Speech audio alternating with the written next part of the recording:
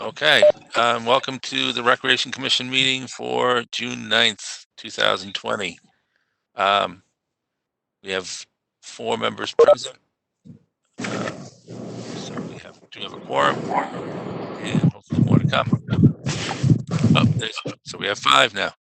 All right, so our first item of business is consideration of minutes from previous meetings. We have 2 sets of minutes to look at.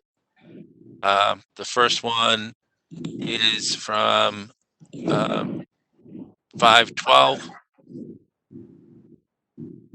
So did everybody get a chance to review those? I have, yeah. I have. All right, so do we want to make a motion? I'd like to make a motion to accept the meeting minutes from May 12th, 2020. So Mr. Ruggles making motion for the I second. And that was Peter. Yep. Any discussion? Okay, we'll do a roll call. All in favor, so Steve. I'm just going to go to my screen here. Aye. Chris. I abstain. Okay, Andy. Aye. Peter. Aye. And I'm an aye, so that carries 4-0-1. And then we have the meeting minutes from 5/26. Somebody would like to make a motion? I'd like to make a motion to accept the meeting minutes from May 26th, 2020. Okay, so we have a motion. We have a second. Second. Okay, so we have a motion and a second. And we'll do roll call. Mr. Weber? Aye. Mr. Burns? Aye. Mr. Ruggles? Aye. Mr. Aim? Aye. And I will abstain. I wasn't there, so that carries again 4-0-1. All right. So it looks like we have a pretty short agenda. Do we have anybody calling in for public input? There is no public except for the commission members. Okay. So we will close public input. Facility and field requests. Nothing has been submitted as far as I know. Anybody see anything? Nothing's coming through email, and I don't know if we're checking if it's coming in the paper forms, but I would assume somebody would email us on top of that as well. Oh, Colleen here. Hi, Colleen. Hi, guys. I'm sorry I'm late. So we're just on facility and field requests, and I don't believe we have any.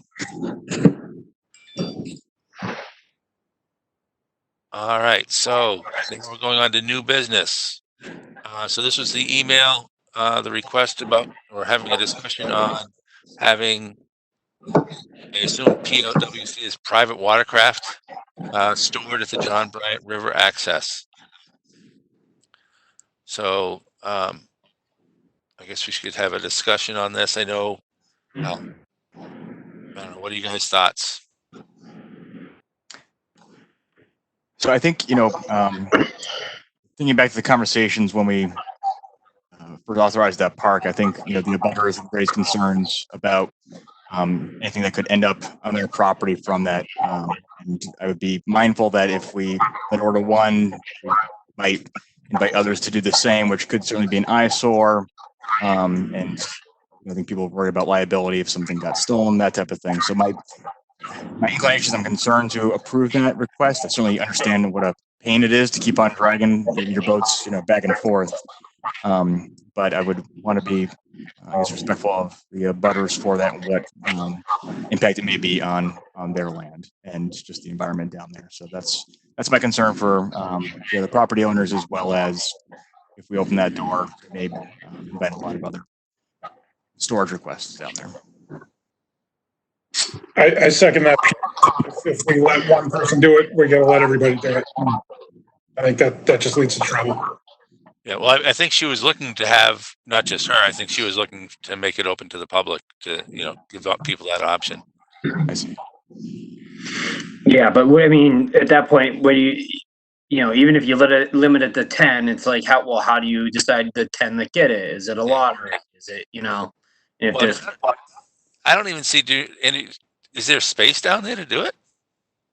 There's not really, I mean, where would they put them? There's just that grass area that it abuts the farmland. And I mean, Yeah, and I don't know if the farmer would hit it with their equipment because they need to turn stuff around, and we also have our equipment going down there to cut the grass. Yeah, and I think it's an issue with being able to do the farming, mowing the lawn. I think it does pumps run through there too. I think it's hoses, so that's an issue. If you did it down by the water, I mean, it's just stacking things up back behind the bench. I think it's a problem. Yeah, and then I think like Peter said, then you're going to have people start putting it down closer to the other property, and well, hey, you can just go down shore a little bit, and then if we get a massive rain and the river rises, that those things are getting washed right down the river. Yeah, I just think liability wise and just maintenance wise, I think it would be a pain. Colleen, I don't know what do you think? Yeah, I'm not that familiar with the area. I'm just talking about driving. She can pretty much drive down and you have to walk down, right? A little bit. Well, I think it's just the fact of loading it on her car and they're close enough to walk there. So if they just had the canoe, or I don't know if it was kayak or a canoe, they could just walk there and go and not have to load it up on the car, drive down there, unload it from the car, bring it down. It's just more of a nuisance factor. It's kind of like the same thing we had with a lot of the people that wanted to launch the boats in Dara. They wanted to get through that gate because they wanted to be able to drive down to the water and bring their boat down there. And that wound up causing more of an issue because then people were parking down there.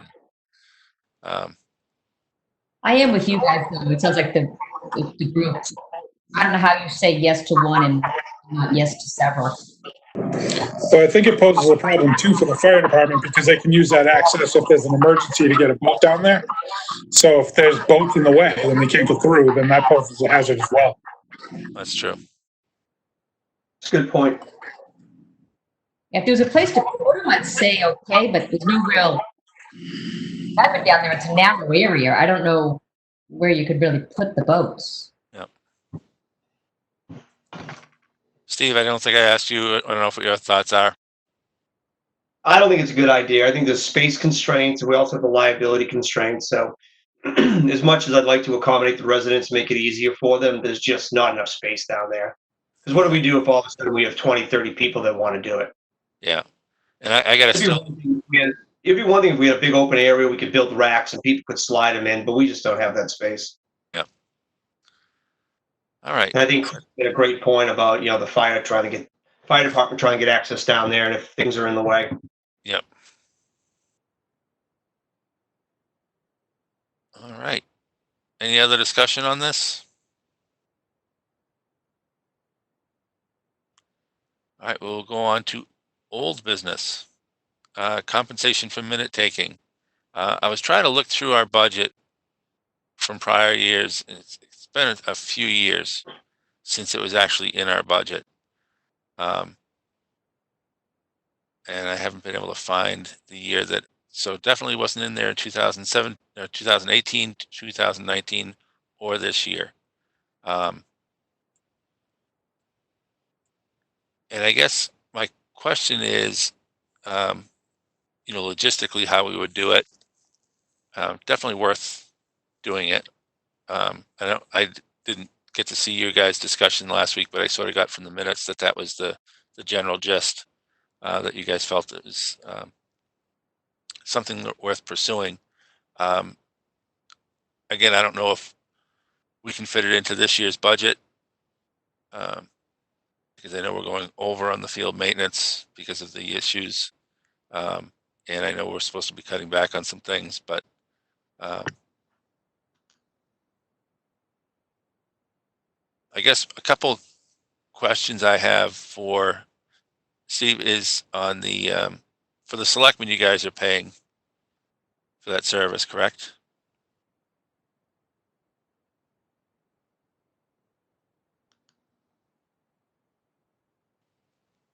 Steve, I don't know if you can hear me.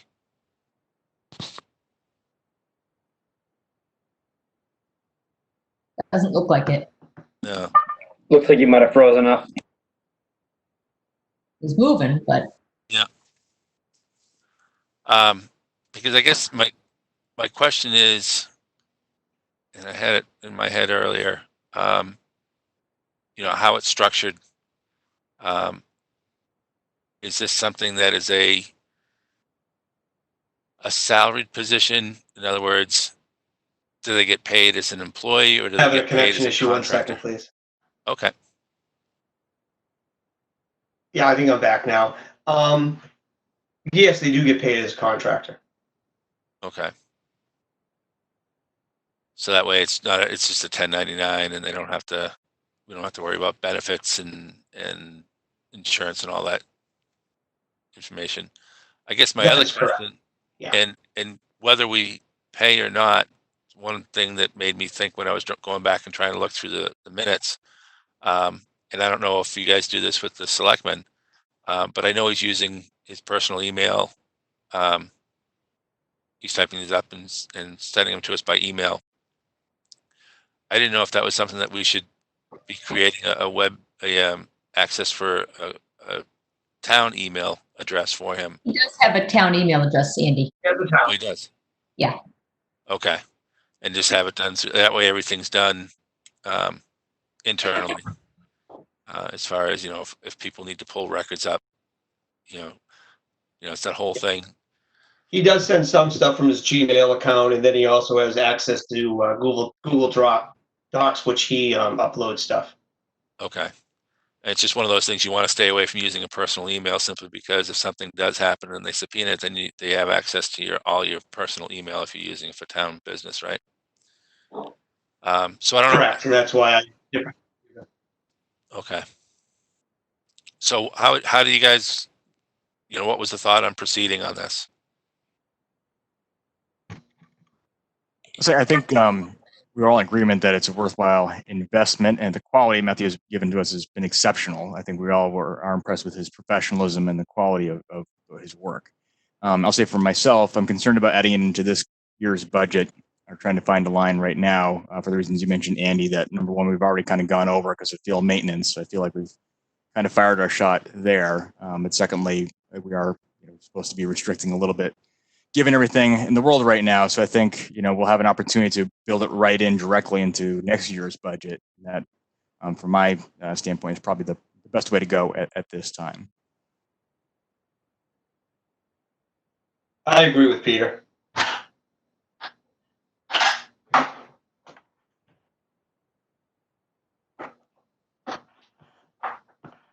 Any other thoughts or? No, I mean, we all were kind of on the same page last week. We were just hoping that there might be some place in the budget this year if there was possible, but if there's not, that it is what it is, unfortunately.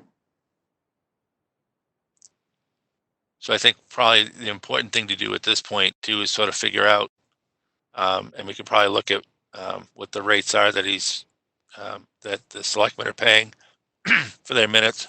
And I don't know, Steve, do you know how he charges? Is that like if one meeting runs 4 hours, is it more than a meeting that runs 30 minutes, or is it a flat rate? I'm not sure. I guess the best thing we could do is tie off with Troy. I'll have Troy shoot you a note tomorrow, Andy, letting you know what the rate structure is like. Okay. And I think that's, because we want to be fair and equitable. We don't want to say, hey, okay, $25 for a set of notes, and not that we do, but sit down and have a 6-hour meeting and make the guy watch 6 hours of video for $25 wouldn't be very fair.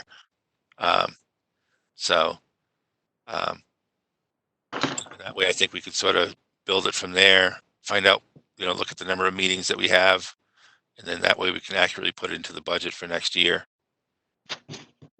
So the only thing I do want to say, and it's fine if we want to wait until next year, but he is volunteering, so he has other things to do. So I don't want to make Matt keep volunteering to do our minutes. So I may just say he doesn't have to do it. So I know he's been doing it for us for a couple of years, volunteering. Yep. And I hate to have him keep giving his time to us for no return. He's done it for a long time, nicely, and has never asked. So, Yep. So he may not be able to continue just giving us his time without some sort of understood. Yep. reimbursement. So these minutes may stop the way they are written right now for the time being. I have to see his availability. But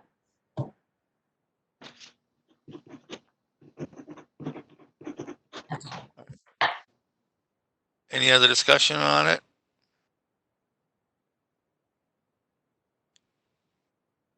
Okay. Any other? So we're on to other. Do we have any other items? I know, Andy, you sort of replied back to the one for the that email from the group, the local rec groups looking for what they're doing for, just seems like looking at what all the different towns are doing, they're kind of all over the board as far as who's opening, what they're open for. In most of these towns, it's, they have staffed camps and staffed programs, and it's not like us where every program is an independent program. Everything there is, most of them, they have them handled by the rec, so it's actually town employees that are running these programs. So Steve, I don't know, as far as what the state, and I know we're looking at the basketball, looking to probably do some stuff this summer. I'm sure the Blast, if is they're able to, because rumors have it on the 15th, there's going to be phase 2, and then July they're looking at phase 3, and phase 3 actually has the possibility of contact sports actually playing games, being basketball and softball and baseball and those things. So I know the rec seasons are over, but the travel programs may be looking to do it. So I don't know if we want to try and talk about a plan as to how we're going to react and when we're going to react to them. And, obviously we can't go above what the governor's saying, allowing things that they're not allowing, but we can always scale back, correct, Steve? We don't have to, if he says, okay, all the fields should be open for baseball games, we don't necessarily have to do it in the town. No, we don't have to do it. And from what I'm hearing right now from Cal Ripken, Babe Ruth is right now it is phase 1, which is no more than 9 players and 1 coach, so 10 people on the field at a time. Speculation coming out of Cal Ripken, Babe Ruth a week ago was we probably want to get to phase 2 until the end of June, beginning of July. And at that point, it would be up to 50 people, including spectators. But there's a lot of strict guidelines that get put into play. You can't use the dugouts. There's no concessions. You can't do any candy, no sunflower seeds. So it gets pretty difficult to do. If you can't social distance, everyone has to wear a mask. So from a baseball, softball, it looks to me it's pretty far out from getting to the point that you can effectively go do it. But wait and see. Every week is a little bit different, and that was just speculation. Speculations a couple weeks ago. People did believe that last week he was going to open it up to 25 individuals or more, but that did not happen. So I think we just got to sit back and wait, see what they're going to do with summer programs. But no matter what he comes down with, we can change. If he says 100 people and we only feel comfortable with 50, we can make that our guideline that we only want 50 people. Yeah, I guess my concern, because talking to a couple of people over at Pinkerton today, because they're looking at what can happen in the fall, and there's talk from the cross country coaches in the state, which just floored me, saying, well, yeah, they're going to have cross country, or at least the coaches association is talking about it, but having all participants wearing masks. I was like, I wouldn't want my kid running cross country wearing a mask. You're going to see these people passing out, and they breathe the back of their own CO2. I mean, it's So that's the concern with with all this. You make a kid playing baseball wear a mask. I mean, In July too, you know, not in July and August when it's Yeah. 95 degrees out to boot.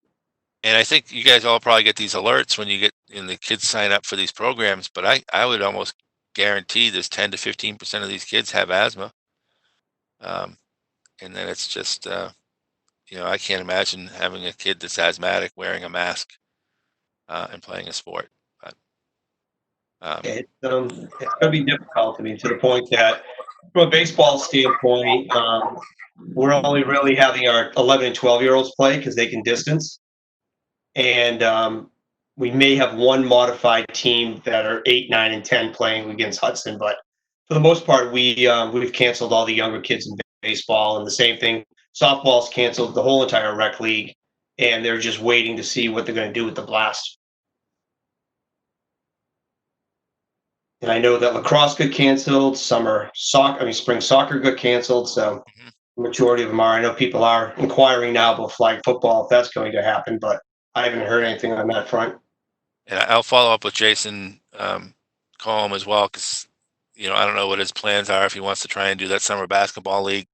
Yep. It's been real popular, and it's got the caveat that it's outdoors. I mean, I think if we do something like that, I still think inside Talent Hall needs to be a no-go for now, just because we don't have the staff to sanitize that and monitor it, right? Fully agree.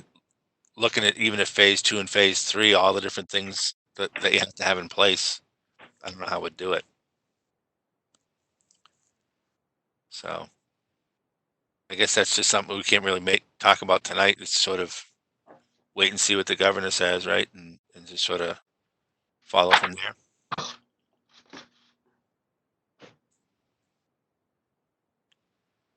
right. Any other topics that we needed for the meeting tonight? I'm not sure if it was discussed at the last meeting, but a couple of weeks ago when Andy and I were doing the tennis nets, we noticed, and I think John Brunel has brought it up too, but the section of damaged fence down at Roy that I don't know if you guys were aware of, but we should probably look into getting that repaired. It's down in the front left corner behind the backstop. Yep. Yeah, I think that was there last year, actually. It's just a crossbar, and then the fence is a little bent from it as well, correct? That's correct. Yeah, it looks like I believe it's where a tree fell down last year or the winter before. I mean, right now, I'd say if it's not a danger to someone, if it's not like a hazard as far as being sharp and causing, if it's just mangled a little bit and sitting there, we can probably look at maybe budgeting that in for next year. But I think, the fence along there, I don't know what purpose it really solves, except for really when we first put it up there, it was really to keep bikes, primarily motorized bikes, off the fields. So, it wouldn't hurt. Maybe we'll have a fencing company take a look at it and just sort of give us an idea of what the cost is. And then we can make a decision from there if it's something that we can do this year, or if something that we need to do next year, and at least we'll have a number for the budget.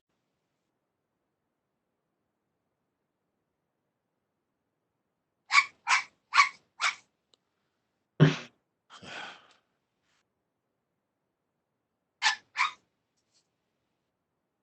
right. Anything else tonight? Don't believe so. All right. So I'll look for a motion. I'll make the motion to adjourn. Why not? Do I have a second? Second. Okay, we have a motion and a second. We'll go down the line. You guys switched on order on there. Peter. Well, I will miss the next meeting, so I'll see you on July 14th. Aye. Okay. Steven. Aye. Okay. Andy. Aye. Chris. Aye. Colleen. Aye. And aye. So motion carries 6-0-0. We're done. 25 minutes. Not bad. Not bad. All right. Take care. Take care, everyone. Be well. Yeah, you two guys. Thanks.